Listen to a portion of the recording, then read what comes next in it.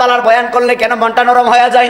নবীর নাতি ইমাম হাসান হুসাইন, যেই ইমাম হাসান হুসাইন আমার নবীর আদরের দুলালি, কথা কন্যা বাবা ঠিক না বিধি?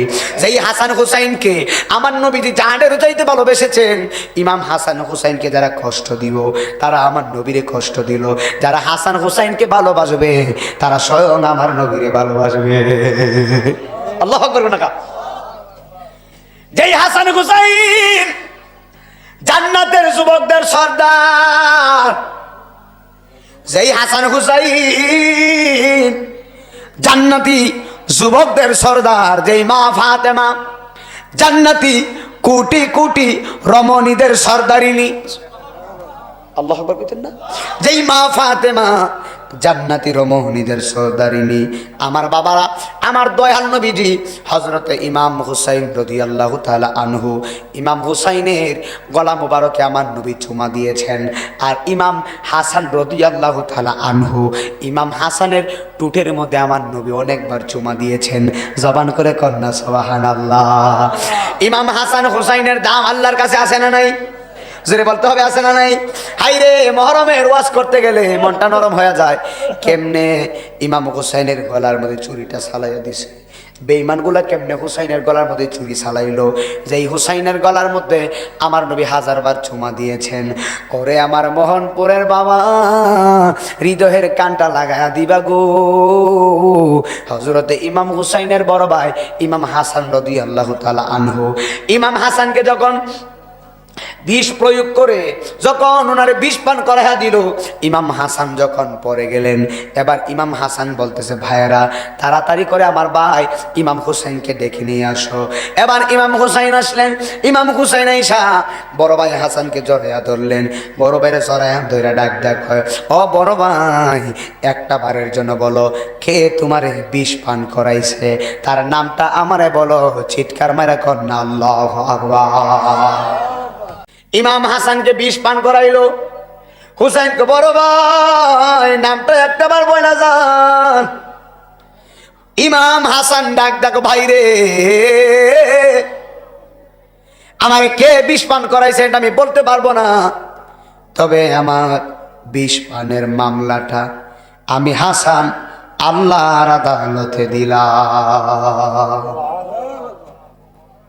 ও ভাই কহে একবার শুনি, আরে কে তোমারে খাওয়াইছে জহর, আমার রাসূলের পরানি রে, বাইরে আমার সোনার চন্দ্রমণি। ঠিক না বেঠি? ওরে আকাশ কান্দে, বাতাস কান্দে, কান্দে দরিয়ার পানি, আরে দুই পুত্র হারায় কান্দে আমার ফাতেমা জননী, বাইরে আমার সোনার চন্দ্রমণি। বলো বাইরে আমার, জোরে জোরে কন্যা আল্লাহু আকবার। ইমাম হাসান বলে, আমার বিষ প্রয়োগের মামলাটা আমি আল্লাহর দরবারে দিলাম। জোরে কন্যা আল্লাহু আকবার। হাসান বলতেছে, হুসাইন আমার পরে তোমার পালা। কারবালার ময়দানে তোমারে এজিদের দলেরা, বিয়াদ্দবের দলেরা তোমার উপরে বড় আক্রমণ করবে। হুসাইন আমার পরে তোমার পালা, তুমি কারবালার ময়দানে শহীদ হয়ে যাবে।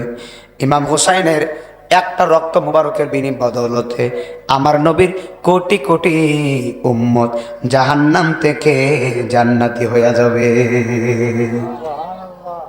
সুবহানাল্লাহ কইতেন না?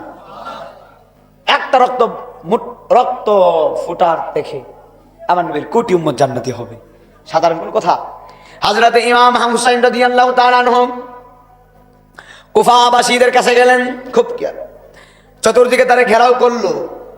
ইমাম হুসাইনের বড় ছেলে হযরতে আলী আকবর রাদিয়াল্লাহু তাআলা আনহু, ইমাম আলী আকবর ডাক দেখো বাজান, ও বাবা, তারা আমাদের দিকে এমন ভাবে আক্রমণ কেন করতেছে?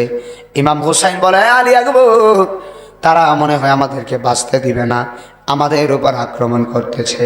ইমাম আলী আকবর কয়, ও বাবা, আমি তোমার সন্তান, বড় সন্তান, আমার সামনে আমার বাবার উপরে আক্রমণ করবে, আমি আলী আকবর বেঁচে থাকতে কোনোদিনও আমি এটা হতে দিতাম না।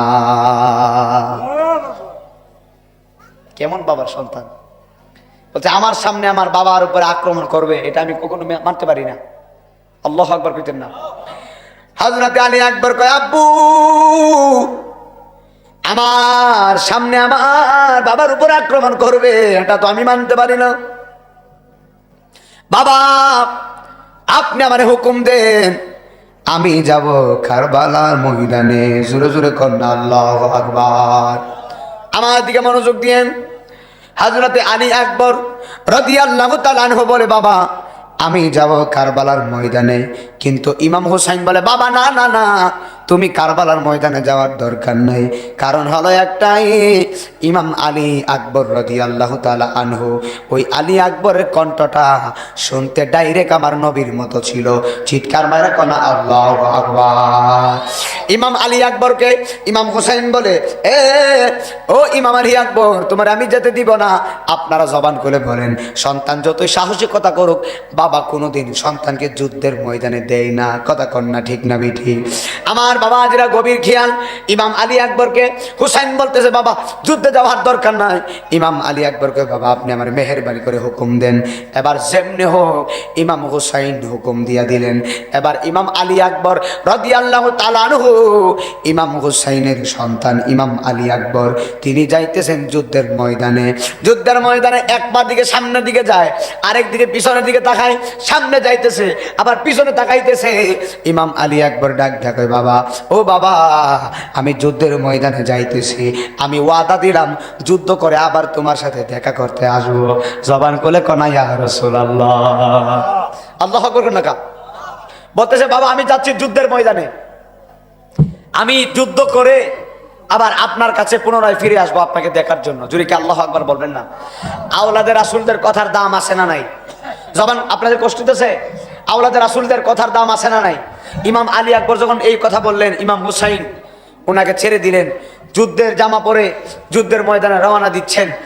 এক পা কদম দিকে যায়, সামনের দিকে যায়, আবার পিছনের দিকে তাকায়। তাকায় ডাক দেখায়, বাবা, আমি আবার তোমার সাথে দেখা করতে আসবো। চিৎকার মেরে কি আল্লাহু আকবার বলা যাবে না?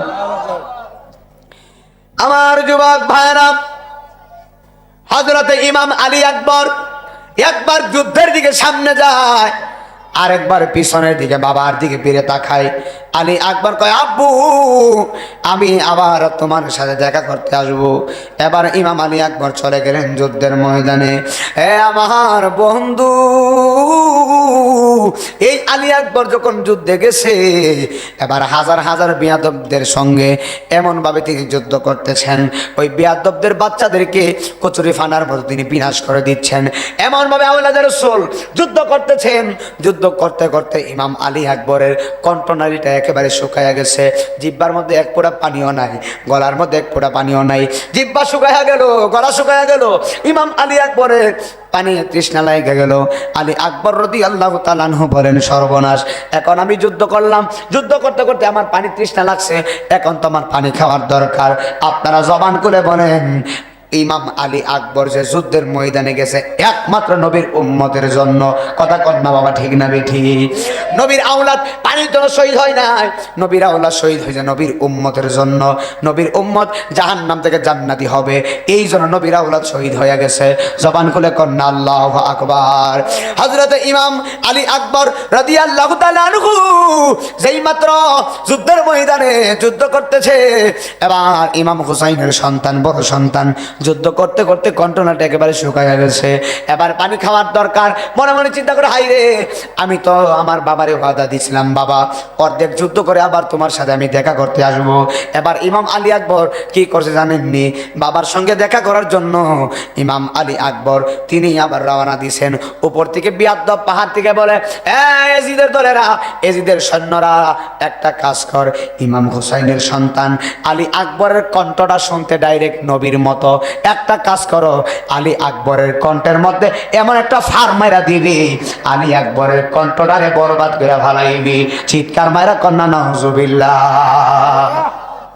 আহা, বলতেছে আলী আকবরের কণ্ঠটা শুনতে ডাইরেক্ট নবীর মতো, তার কণ্ঠের মধ্যে এমন একটা ফার মারবি কণ্ঠনারে বরবাদ করে বালাবি। জোরে নাউজুবিল্লাহ।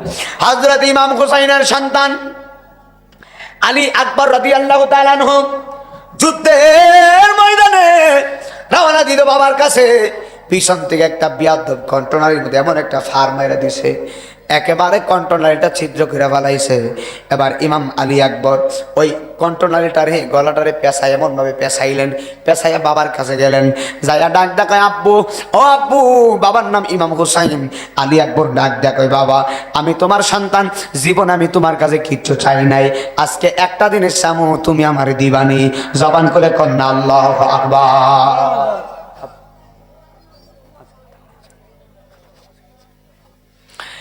এবার ইমাম হুসাইনের সন্তান আলী আকবর, কথা কোন ঠিক না ঠিক? আলী আকবরকে বাবা একটা জিনিস সামু দিবেননি। আলী আকবর ডাক দেখো, আব্বা যুদ্ধ করতে করতে আমার কণ্ঠটা একেবারে শুকাইয়া গেছে, ও বাবা মেহেরবানি করে যদি আপনি আমারে পারেন এক পোড়া পানি আমি আলী আকবরের মুখের মধ্যে দেন। জবান খুলে কন্যা আল্লাহু আকবার। যদি পারেন এক পোড়া পানি আপনি আমারে দেন। আলী আকবর রাদিয়াল্লাহু তাআলা আনহু এই কথা বলার পরে ইমাম হুসাইন রাদিয়াল্লাহু তাআলা ঘরের ভিতরে গেলেন, যায়া দেখতেছেন মস্কের ভিতরে এক পোড়া পানিও নাই। ইমাম হুসাইন রাদিয়াল্লাহু তাআলা আনহু তিনি দেখলেন যখন মস্কের মধ্যে পানি নাই, তিনি বড় টেনশনে বইরা গেলেন। এবার হুসাইন বলে, হাই রে, আমার আলী আকবর কোনোদিন আমার কাছে কিচ্ছু চাই নাই, কিন্তু আমার সন্তান আমার কাছে কিচ্ছু চাই না, আজকে পানি চাইলো, কিন্তু ঘরের ভিতরে মস্কের ভিতরে এক পোড়া পানিও নাই। এবার ইমাম হুসাইন আলী আকবর রাদিয়াল্লাহু তাআলা আনহুকে বলে, ও বাবা আমি তোমার বাবা ইমাম হুসাইন, তোমারে হুকুম দিলাম তুমি আমার সামনে ঘুমায়া যাও। এবার ইমাম হুসাইনের সামনে সন্তান আলী আকবর যখন ঘুমায়া গেলেন, ইমাম হুসাইন রাদিয়াল্লাহু তাআলা আনহু ওই হুসাইন আলী আকবরের শুকনা মুখের মধ্যে ইমাম হুসাইনের শুকনা জিহ্বাটা ঢুকাইয়া দিছে। চিৎকার মাইরা কন্যা আল্লাহু আকবার। গুনের ভাই ভাই রে কারবালায় নিল তোমাইকে। জবানটা বন্ধ রাখবে না, শেষ বেলা মহব্বতে জবান করে বলেন, ও গুনের ভাই ভাই রে আনিল তোমাইকে। বলো ও গুনের ভাই ভাই রে কারবালা তোমাইকে। বলো কিয়া গুনলা গিল আল্লাহ কারবালার ময়দানে। আরে ফোরাত নদী বন্ধ করছে এজিদার দোলে। বলো কিয়া গুনলা গিল আল্লাহ কারবালার ময়দানে। আরে ফোরাত নদী বন্ধ করছে এজিদার দোলে। আরে জয়নালকে বন্দি করিল জয়নাল এজিদা শয়তানের আগুনের ভাই ভাই রে কারবাল জানিল তোমাইকে। বলো আগুনের ভাই ভাই রে কারবাল জানিল তোমাইকে। বলো কি আগুন লাগিল আল্লাহ কারবালার ময়দানে। আরে গাছের পাতা জয়রা পড়ছে সকিনার কান্দনে। আরে গিয়েছিল প্রাণের কাছে কারবালার ময়দানে। ঠিক না ঠিক? গাছের পাতা জয়রা পড়ছে সকিনার কান্দনে। আরে গিয়েছিল প্রাণের কাছে কারবালার ময়দানে।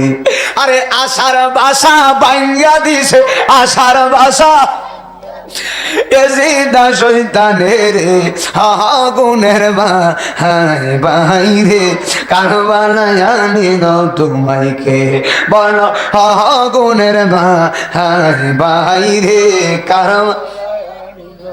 মাইকে। জোরে জোরে কন্যা আল্লাহু আকবার। এ যুবক ভাই, হযরত ইমাম হুসাইন সন্তানের নাম আলী আকবর। আলী আকবরের শুকনা জিহ্বার মধ্যে ইমাম হুসাইনের শুকনা জিহ্বা মোবারকটা ঢুকাইয়া দিলেন।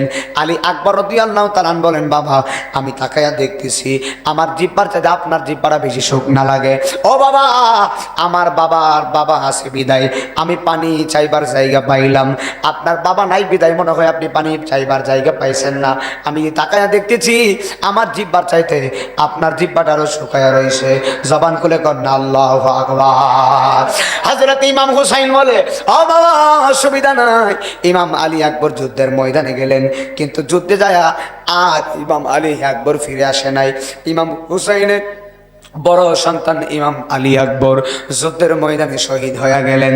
ও বন্ধুরে, রাত্র বেশি হয়ে গেছে, আমি কাশেমের কথা বলবো না, সকিনার কথা বলবো না, আলী আসগরের কথা বলবো না, সবগুলা বলতে গেলে সময়ের দরকার। ইমাম হুসাইনের কথাটা বলে শেষ করে দিব গো। হযরতে ইমাম হুসাইন রাদিয়াল্লাহু তাআলা আনহু শহীদানদের কাতারের মধ্যে আব্বাস আলামদারের মতো মুজাহিদ শহীদ হয়ে গেল, ইমাম কাসেম শহীদ হয়ে গেল, ইমাম হুসাইনের বড় সন্তান আলী আকবর, আলী আসগর শহীদ হয়ে গেল। দুধের বাচ্চা, 6 মাসের বাচ্চা আলী আসগর রাদিয়াল্লাহু তাআলা আনহু।